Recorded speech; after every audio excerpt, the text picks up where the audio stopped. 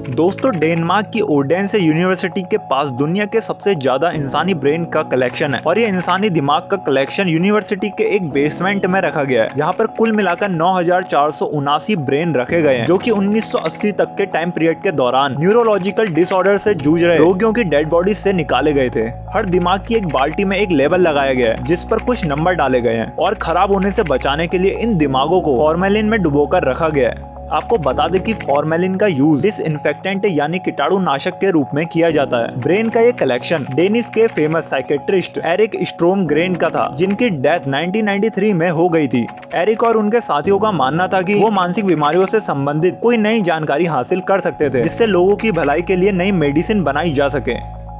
एक psychologist Jasper veggie ने एक रिपोर्ट में बताया कि ये एक्सपेरिमेंटल रिसर्च 1945 में शुरू की गई थी और ये ब्रेन उस टाइम डेड बॉडीज से पोस्टमार्टम के बाद मनोरोग संस्थानों के लिए कलेक्ट किए जाते थे। पर दोस्तों, इन मेंटल डिसऑर्डर से गुजर रहे लोगों पर उस टाइम डेनमार्क में बहुत अत्याचार किया जाता था। 1929 से 1967 तक मानसिक रोगियों को स्टरलाइज कर दिया जाता था, यानी उनकी नसबंदी करा दी जाती थी और 1989 तक उन्हें शादी करने के लिए सरकार से अनुमति लेनी पड़ती थी। और इतना ही नहीं, डेनमार्क में मानसिक रूप से बीमार लोगों को समाज पर बोझ माना जाता था। उन्हें बच्चे पैदा करने का अधिकार नहीं थे, क्योंकि माना जाता था कि उनसे कोई नई समस्याएं पैदा हो सकती हैं। उस समय जितने भी मानसिक रोगी मरते थे उन सबका पोस्टमार्टम होता था, लेकिन फिर पोस्टमार्टम की प्रक्रियाओं के विकास और रोगियों के अधिकारों के प्रति बढ़ती जागरूकता ने 1982 में इन ब्रेन के कलेक्शन को समाप्त कर दिया, जिसके बाद डेनमार्क की स्टेट काउंसिल ने फैसला सुनाया कि इनका यूज साइंटिफिक रिसर्च के लिए किया जाना चाहिए। 1982 से 2018 तक ये ब्रेन कलेक्शन पश्चिमी डेनमार्क के आरहास में रखे गए थे और बाद में इन्हें ओडेंसे यूनिवर्सिटी में शिफ्ट कर दिया गया।